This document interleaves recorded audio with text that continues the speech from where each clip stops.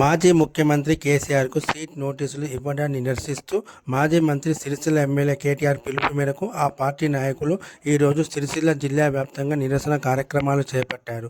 జిల్లా కేంద్రంలోని రగుడు జంక్షన్ నుండి నేతన్న విగ్రహం వరకు, నేతన్న విగ్రహం నుండి అంబేద్కర్ విగ్రహం వరకు బైక్ ర్యాలీ నిర్వహించి ప్రభుత్వ దిష్టి బొమ్మను దహనం చేశారు. అనంతరం అంబేద్కర్ చౌరస్తాలో నల్ల జెండాలతో రోడ్డుపై బైఠాయించి ధర్నా నిర్వహించారు. కాంగ్రెస్ ప్రభుత్వానికి వ్యతిరేకంగా నినాదాలు చేస్తూ నిరసన వ్యక్తం చేశారు.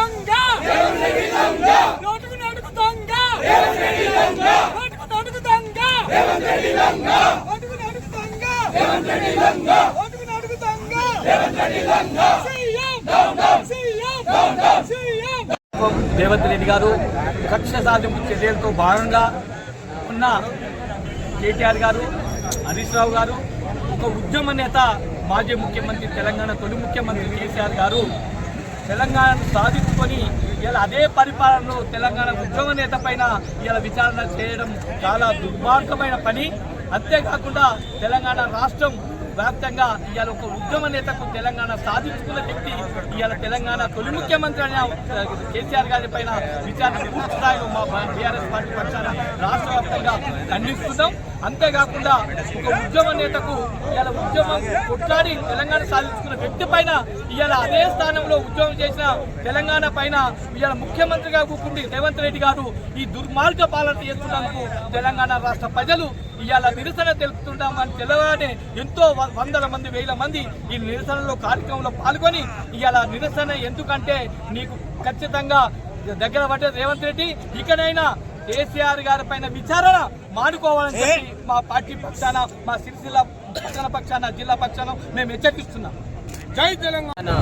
రాష్ట్ర సాధకుడు, తెలంగాణ జాతి బిడ్డ, తెలంగాణ రాష్ట్రాన్ని సాధించిన నేతను ఇబ్బంది పెట్టే పరిస్థితుల్లో సిట్ విచారణకు ఇలా కాంగ్రెస్ ప్రభుత్వం, ఇలా రేవంత్ రెడ్డి పిలవడం తెలంగాణ జాతిని, యావత్ తెలంగాణ ప్రజానికాన్ని అవమానించినట్టే. సిట్ విచారణ పేరుతో ఏమీ లేని కేసులు ముందుకు తెచ్చుకొని ఇలా మున్సిపల్ ఎన్నికల్లో లబ్ధి పొందుతామని చెప్పేసి రేవంత్ రెడ్డి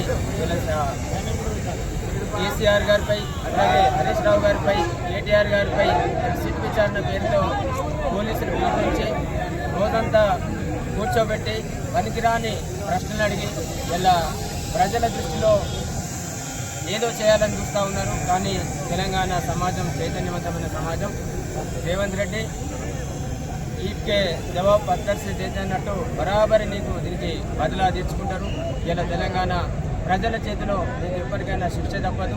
ఎందుకనంటే ఒక్కవోని ధైర్యంతో తెలంగాణ ప్రజల హక్కుల కోసం, తెలంగాణ ప్రజల ఆత్మగౌరవం కోసం పోరాడిన నేత కేసీఆర్ గారు ఈ రాష్ట్రాన్ని సాధించి ఇవాళ భారతదేశంలోనే ఒక మంచి రాష్ట్రంగా తీర్చిదిద్దిన, ఆదర్శ రాష్ట్రంగా తీర్చిదిద్దిన నేతపై నువ్వు అక్రమ కేసులు పెడుతూ సిట్ విచారణకు పిలుస్తూ ఆరోగ్యం సహకరించకపోయినా, ఆయన అందుబాటులో లేకపోయినా కానీ హైదరాబాద్ రావాలని చెప్పేసి జులుంతోని హుకుంతో చేస్తున్నావు. బరాబర్ తెలంగాణ ప్రజలందరూ కూడా చూస్తూ ఉన్నారు. నీకు ఇంతకు 100 రెట్లు పోయే కాలం దాపురించిందని చెప్పేసి దీని ద్వారా అర్థమవుతా ఉన్నది. తెలంగాణ సమాజం తిరగబడుతుంది. నిన్ను పాదరేసే రోజులు దగ్గరనే ఉన్నాయని చెప్పేసి హెచ్చరిస్తూ ఉన్నాం. సిట్ అక్రమ విచారణను ఖండిస్తూ ఉన్నాం.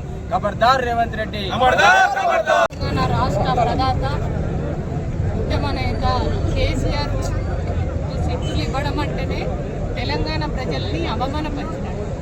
తెలంగాణ ప్రజల్ని వంచన చేసి పరిపాలన చేస్తున్నటువంటి ఈ రేవంత్ రెడ్డి ఇవాళ పగటి కళలు అంటున్నాడు. అంటే ఇవాళ బీఆర్ఎస్ పార్టీ అనేది వాళ్ళ తెలంగాణ ప్రజల గుండెల నుంచి పుట్టుకొచ్చినటువంటి పార్టీ.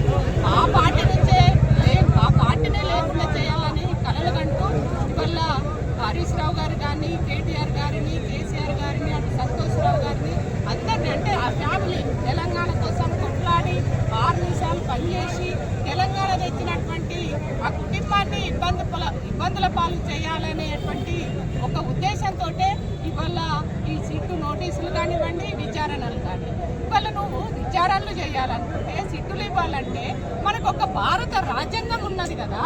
ఈ భారత రాజ్యాంగాన్ని నువ్వు ఎందుకు పాటిస్తలేవు? అదే కదా కేసీఆర్ గారు అన్నారు.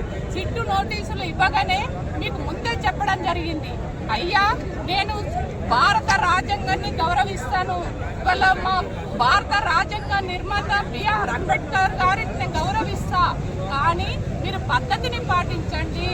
నాకు ఇవాళ మున్సిపల్ ఎన్నికలు ఉన్నాయి.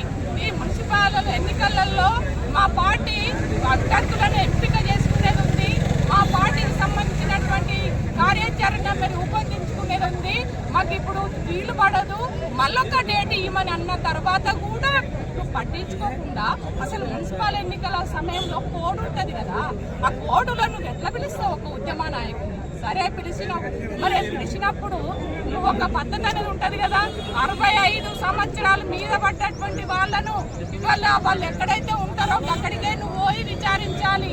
కానీ అట్లా కాకుండా, అయ్యా నాకు ఇవాళ నేను ఉండేది, నేను నివసించేది ఇవాళ గజ్వేలిలో ఫామ్ హౌస్ లో ఉంటున్నాను, మీరు ఇక్కడికే రండి, ఇక్కడిని విచారించాలంటే ఇక్కడ కాకుండా నువ్వు దొంగలాగా అర్ధరాత్రి ఎవరితో సంబంధం లేకుండా సిట్టు నోటీసులు నందినగర్ లో ఇవాళ ఆ ఇంటికి ఎట్లాంటి పెట్టిపోతావు? అంటే నువ్వు దీన్ని బట్టి ఇవాళ తెలంగాణ ప్రజలకు అర్థమైపోయింది, ఇవాళ ఇది కావాలని ఒక కక్షపూరితంగా ఉద్యమకారుడైనటువంటి ప్రజల గుండెల్లో స్థిర కాలంగా నిలిచిపోయినటువంటి ఒక నాయకుడిని, జాతిపితను ఇబ్బందుల పాలు చేయాలి, తెలంగాణ ప్రజల్ని గందరగోళపరచాలి. ఇవాళ తెలంగాణను ఒక ఆదర్శవంతంగా, ఇవాళ తెలంగాణ రాష్ట్రాన్ని దేశంలోనే 29 రాష్ట్రాలలో మొదటి వరుసలో ఉంచాలనేటువంటి ఒక సంకల్పంతో ఉన్నటువంటి ఉద్యమ నేతను ఏదో ఒక రకంగా ఇబ్బంది పెట్టాలి. బీఆర్ఎస్ పార్టీ కార్యకర్తలను, నాయకులను, తెలంగాణ ప్రజల్ని ఇవాళ గందరగోళపరచాలి, అబద్ధాలను నిజాలుగా చెప్పి మోసం చేయాలనేటువంటి పగటి కళలు కంటుంది రేవంత్ రెడ్డి. అందుకని ఇవాళ మీరు చూస్తూ ఉన్నారు, ప్రెస్ మిత్రులు కానీ, యావత్ తెలంగాణ ప్రజలు కానీ రాష్ట్ర వ్యాపితంగా ఎక్కడ చూసినా చూడండి, ప్రొద్దున 6 గంటలకే మొదలైంది రేవంత్ రెడ్డి కాంగ్రెస్ ప్రభుత్వం ఒక దిష్టి బొమ్మలు కాలబెట్టడం, రస్తారోకోలు చేయడం, బ్లాక్ జెండాలు పట్టుకొని నిరసనలు తెలపడం. అంటే ప్రజల గుండెలలో కేసీఆర్ కు నోటీసులు ఇవ్వడం అనేది ఇవాళ వాళ్ళ గుండెలలో రగులుతున్నది బాధ, ఆవేదన. కాబట్టి రేవంత్ రెడ్డి నువ్వు కక్షపూరితమైనటువంటి కుట్రలు, కుతంత్రాలు ఎన్ని